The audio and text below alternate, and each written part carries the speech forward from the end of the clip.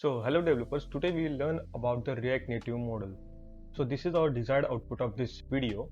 In this output, these are the 5 different animated models. When we click on the first button, we will get a default model animation like this. When we click on the second button, we will get a model animation from the left and it goes to the right when we close it like this. This third model is like a first default model but with the slower animation like this. And this fourth button will give us the full screen model with the background color like this, and this last button will give us the bottom half model like this. So let's get into it. This is our basic React app with a simple text output. So to import the dependencies, let's open the terminal and go to the GitHub repository and copy this command and paste it into the terminal. Now let's import the dependencies and the components we're gonna use in the app. After that, we don't need this part, so let's remove it and change the syntax for the export class.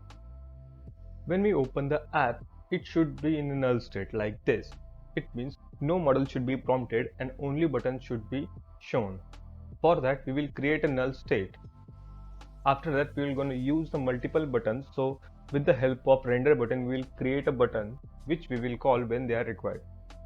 In this, we will use the touchable opacity for the button. So let's import the touchable opacity instead of the only touchable and give the onPress attribute to it and give the name to that button. We will just call it text.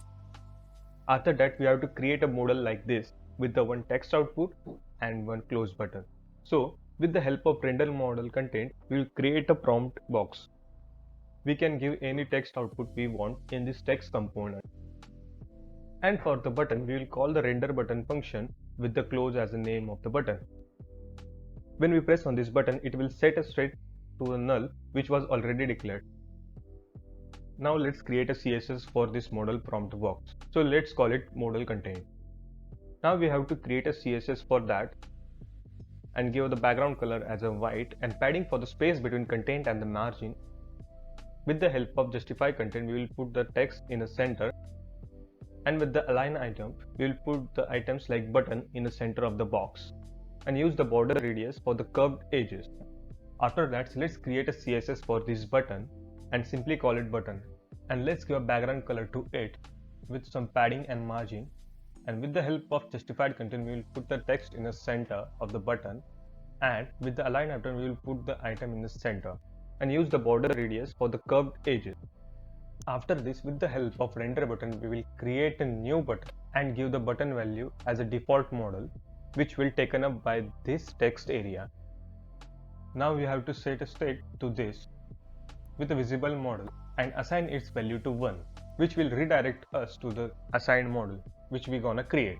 Now here we will use the model component, and we have already created the model. We have to just call it here.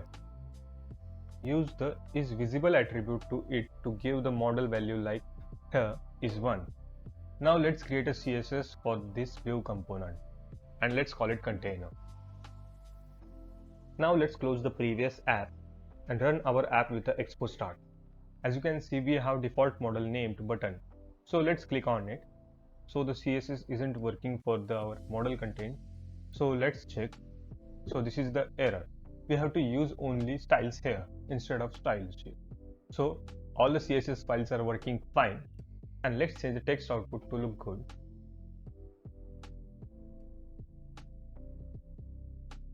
And let's create the multiple buttons. For that, we can reuse this line, and let's change its model values and button names. As you can see, all the buttons are showing, but only first model is working. Now we have to work all these buttons. We can also reuse this model, and let's send a model value for second button.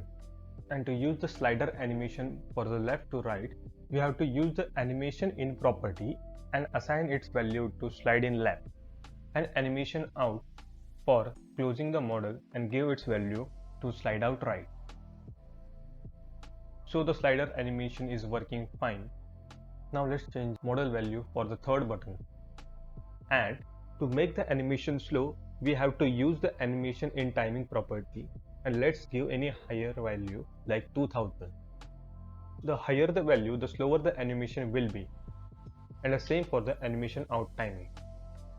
So as you can see, we got our slow animation. And now let's change the model value for the fourth button. To use the full screen for the model, we have to use the backdrop color and give any color we want. And let's add some animation with some different values. As you can see, we got our full screen colored and a model in the center. We can also manage this background color visibility with the opacity property. Now let's change the model value for the fifth button. For the bottom half model prompt, we will create a style, so let's call it bottom model. To prompt the model at the bottom, we will use the justified content property and assign flex end as a value and give the margin 0 so it will stick to the bottom of the screen. As you can see, our bottom half prompt is also working fine. So let's recheck all the models again one by one.